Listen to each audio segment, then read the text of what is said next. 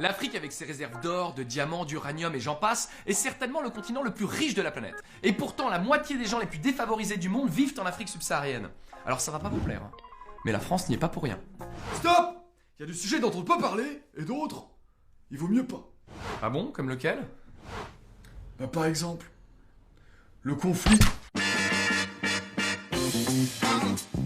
La barbe! La France est un des pays les plus riches du monde alors qu'elle n'a quasiment aucune ressource sur ses terres. Pourtant, la plupart de nos entreprises comme Areva ou Total vendent de l'énergie. Alors je vous le dis tout de go. Hein. C'est un putain de hold-up! Si les pays d'Afrique vendaient et exploitaient eux-mêmes leur production, ils deviendraient les rois du monde! Alors comment on s'y est pris? C'est très simple. Au début de la décolonisation, on a placé des pions à la tête des pays pour servir nos intérêts. Et le jour où ils sont plus d'accord... Bon, monsieur le prince président Bandigou, on vient de découvrir du coltan dans votre pays, j'ai une proposition à vous faire. Je vous propose d'exploiter ces mines à votre place, qu'est-ce que vous en pensez? Mon pays est un pays libre, qui s'est affranchi de tous ses anciens colonisateurs. Je vous propose un contrat sur 100 ans, non renégociable, mais en échange, une belle valise de billets. Ces richesses appartiennent à mon peuple. Il revient à nous seuls d'exploiter ces mines et d'en faire nous développer à la hauteur de nos richesses. Le Caponeria est mon pays et je le gère comme je veux. Attendez, monsieur Tombouctou, si vous êtes ici, c'est grâce à nous. Vous seriez pas le premier dictateur qu'on renverse. On est d'accord avec ça ou pas? Vous voulez vous retrouver dans Paris avant des petites tours Eiffel à la sauvette? Attendez, va pour une concession sur 100 ans. Par contre, je garde 5% du profit pour moi. Vous êtes dur en affaires, hein?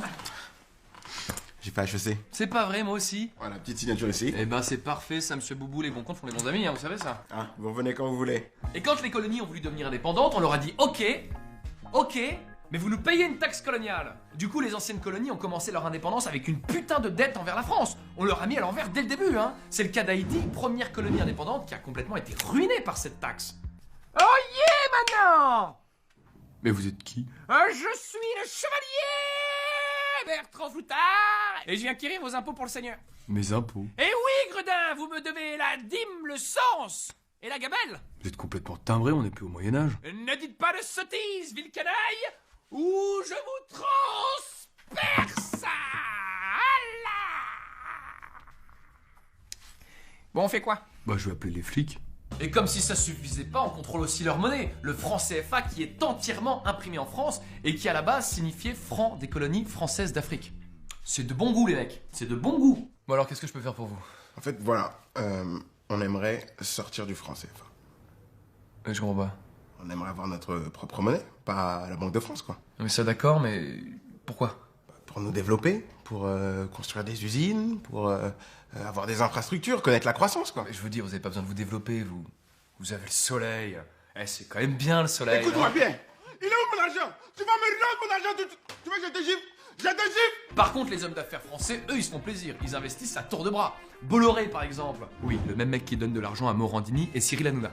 Un garçon plein de qualité. Et ben, ce gars-là possède tous les ports de France-Afrique. Du coup, dès qu'un bateau entre ou sort, le mec se rince. Alors les gens qui pensent qu'il y a trop de noirs en France, faudra pas oublier qu'on est bien content d'avoir de la lumière, du chauffage et de l'essence pour aller bosser. Parce que le jour où on perdra nos privilèges, ce sera peut-être à nous d'essayer d'aller vivre chez eux.